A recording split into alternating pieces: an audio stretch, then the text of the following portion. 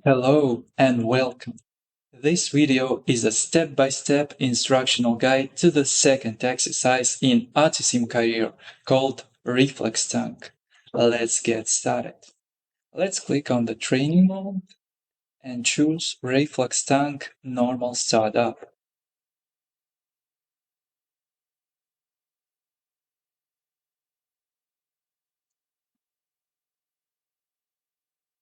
To begin with, I want to remind you what is it?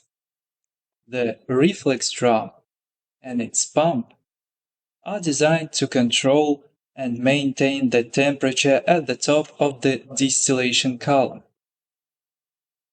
Here is how it works. The drum, it's here, collects the condensed liquid called distillate coming from the overhead condenser. The pump, you can see it here, takes this cold liquid and sends it back to the top tray of the column. This cold reflux cools down the distillation column heater. It condenses the heavier vapors, forcing them to flow back down, while allowing the pure top product to exit the system. Without this cooling effect, proper fractionation is impossible. Dear friends, let's conduct the normal startup of this unit. Let's click on the Start and Technological Flowsheet button. And let's conduct the first step. Opening the manual valves. Z number 4, Z number 5, 9, 8, and 6. Our next step is opening the shut-off valve UV number 1. Let's go to the distributed control system and open this shut-off valve. It's here. Next step is opening the regulating valve Firka number 1. Hope you remember our previous session where I paid your attention why the regulating valve need to be opened smoothly.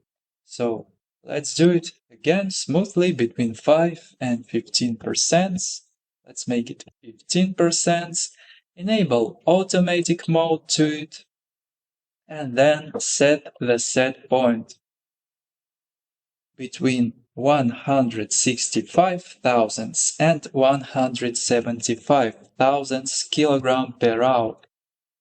Let's make it 175 thousandths. Our next step is opening the regulating valve UV number 2. Then let's open the regulating valve Lirka number 1. And it's also regulating valve, so we open it smoothly. Let's make it 15%. Next step is opening the regulating valve Pirka number 1. It's here. Open it smoothly. Let's choose 15%. Then you need to enable automatic mode to it and set the set point between 55 and 65 kilopascals. Let's make it 60.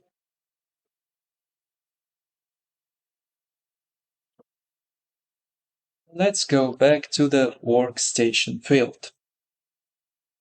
Here you can see two devices that are ESD triggers, and this device has alarm thresholds. So now we need to wait for this device, Lirka number 1, to exit the alarm thresholds.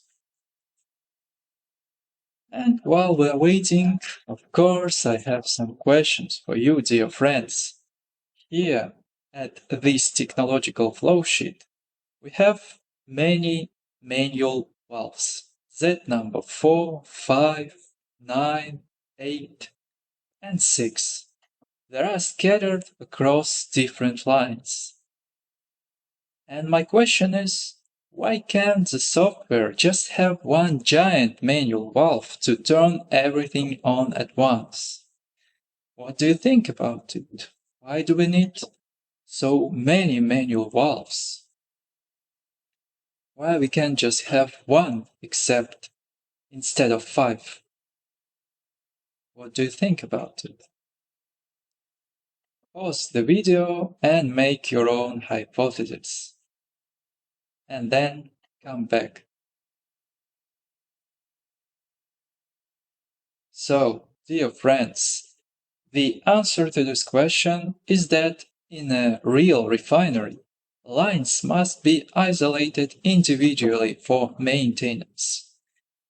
These individual Z-valves allow operators to work on one part of the system, like changing a pressure transmitter or servicing a line, while keeping the rest of the unit safe and pressurized.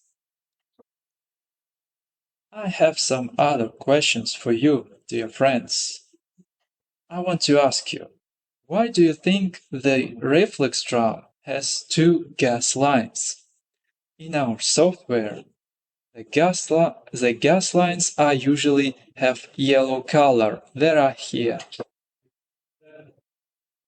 So why do you think there are two gas lines?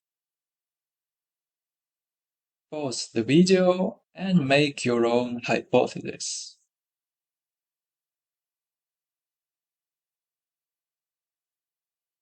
So the right answer to this question is that one gas line is used for pressure relief, while the second prevents pressure drops and vacuum formation.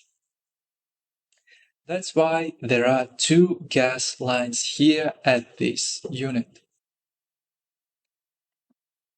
I also have the third question for you.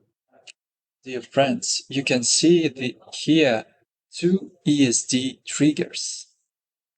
But why there are two ESD triggers connected to the level in our vessel? Why we just can't have one instead of two? What do you think about it? You can see that both of them show us equal numbers. Why do we need two devices? Maybe it can be more profitable for us to have only one instead of two, because they show the same numbers. Why do we need two of them?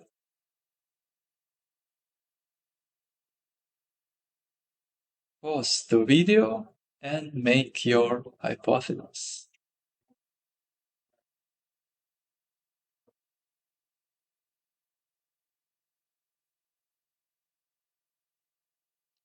All right, dear friends, so you can see that one of these devices called LZSD number 1A and the second LZSD number 1B.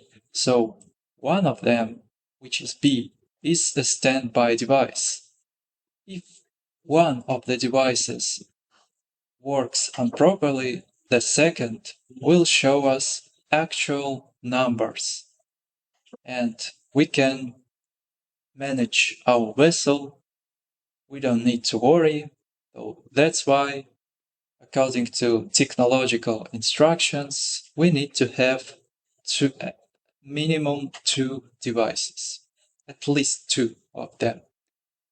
In some units, you can see, for example, three of such devices or even five. But at this reflux tank, one of the simplest units, it's enough for us to have only two of them. You can see that our Lirka number 1 is close to exceed the alarm thresholds.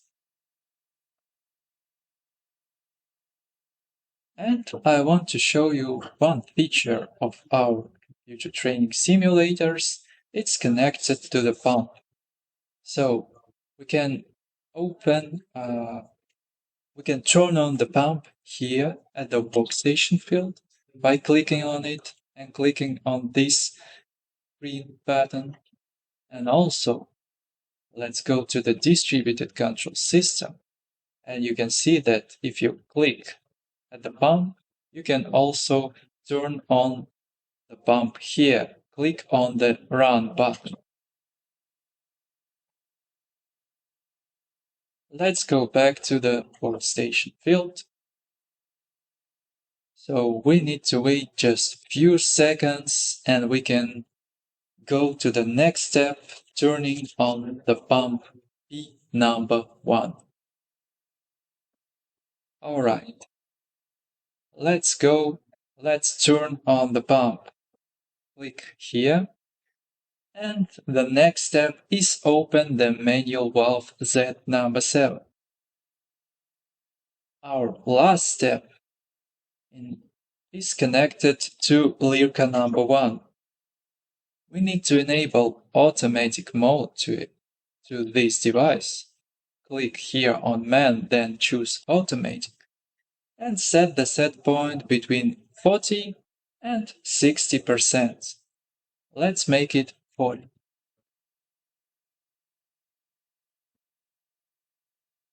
Let's go back to the workstation field. Dear friends, that's all for today. We have successfully conducted the Reflux Tank. I hope this session was very useful for you, and I see you at the next session. Goodbye.